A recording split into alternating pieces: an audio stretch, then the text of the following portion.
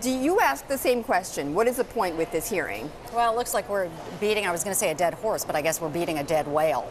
And, the amount of time that's being taken on this when, in fact, it feels like there have been very extensive reviews done of this. And there's so much work to do, both on Wall Street and in Washington. How about we get Dodd-Frank finished? Yes, right. Well, right, and then that's been dragging on and on. But, to take the other side, though, some say, look, this doesn't feel like, Jamie Dimon hasn't paid as much of a price as some say that he should have paid, that there are banks that are still black boxes. We need to find out more what is going on. That's really the undercurrent of this hearing. Well, I think sure.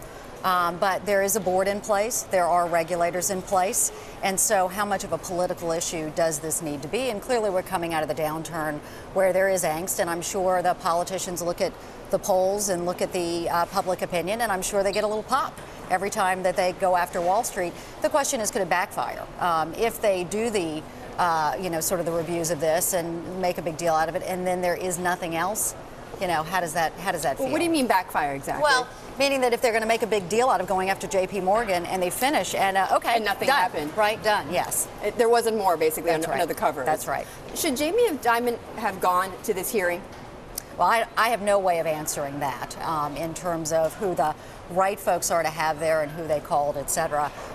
But I don't think we can deny that Jamie Dimon has taken full responsibility. I mean, I think the word, if you look at in the dictionary, it says leadership. It's got Jamie Dimon's picture next to it, right? The buck stops here. And he admitted it was his mistake. He said and he admitted, look, he made some incorrect communications during the course of this, and he reversed it. I mean, the man takes full responsibility for it. How do you feel about Ina Drew taking the big hit for this? Well, when you run these large organizations and you have losses like that, it's hard to argue against sending someone home. There's a lot of responsibility, there's a lot of power, there's a lot of compensation.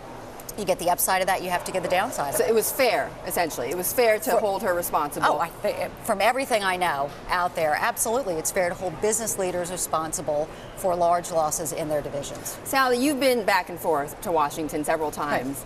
Right.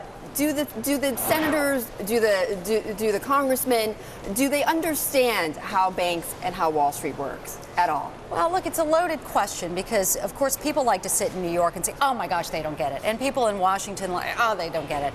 But let's be fair for a second, which is we ask these elected representatives to do this much. Right? We don't ask them just to focus on the banks. That's why we have regulators and experts. We ask them to do a broad range of things. And so, yes, they can dig in on certain issues, but asking them to have the in-depth knowledge, this far in, is asking a little much.